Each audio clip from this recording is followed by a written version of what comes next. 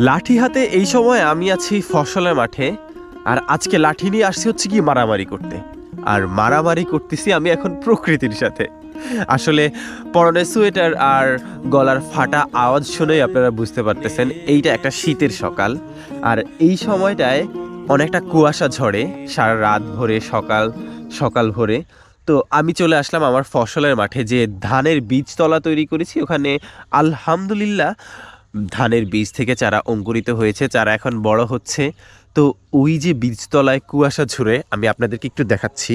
ওই কুয়াশাগুলোই ছাড়িয়ে দিতে এসেছি আমি মূলত এখন। এই যে আমার হাত ভিজে গেছে পানিতে।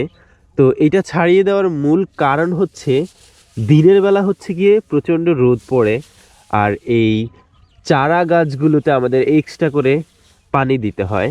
তো এখন যদি আমি এটা ছাড়িয়ে দেই তাহলে হচ্ছে আর এক্সট্রা করে পানি দিতে হবে না। এই যে কুয়াশার পানিটা, এইটাই হচ্ছে গিয়ে গাছের গোড়ায় গিয়ে চারা গাছগুলোকে বেড়ে উঠতে সাহায্য করবে। আসলে দিনের বেলায় অনেক দূর থেকে পানি টানা অনেকটাই টাফ ব্যাপার।